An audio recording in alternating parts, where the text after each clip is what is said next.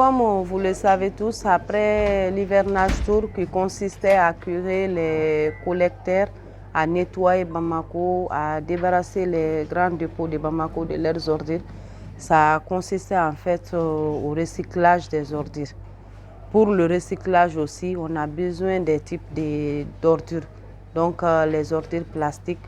C'est pourquoi on a eu l'idée de faire cette formation pour 150 jeunes qui consiste au tri d'ordures, au recyclage et puis la transformation de ces déchets plastiques en tuyaux, gaines et autres. Ces 150 jeunes viennent de partout au Mali, ce sont des Maliens. Il y a les gens de Gao, Tombouctou, Nyoron, Kaï, Mopti, même Bamako aussi.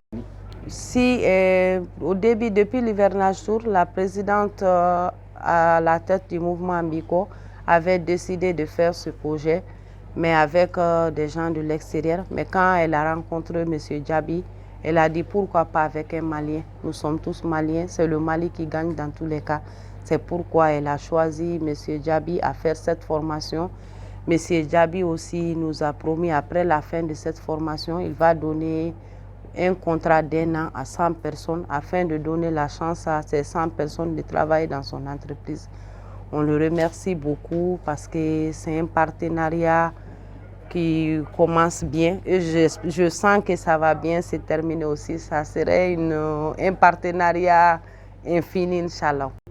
Oui, effectivement, nous avons aussi un partenariat avec Ambiko pour la formation de 150 jeunes dans le domaine du recyclage et de la transformation des déchets plastiques.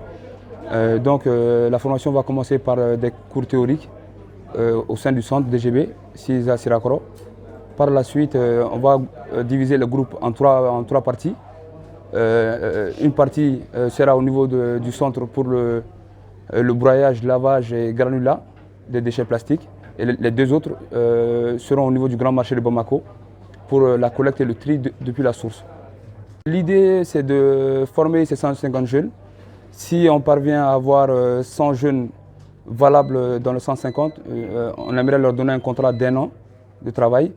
Et également, on espère avoir des jeunes qui vont vouloir entreprendre dans ce domaine-là, parce qu'il ne faut pas oublier que les déchets plastiques sont source de richesse et d'employabilité des jeunes. Cette activité est une initiative qui rentre en droite ligne avec la vision du département du ministère de l'Environnement, de l'Assainissement et du Développement durable qui est la protection de l'environnement. Donc cette initiative est vraiment à féliciter.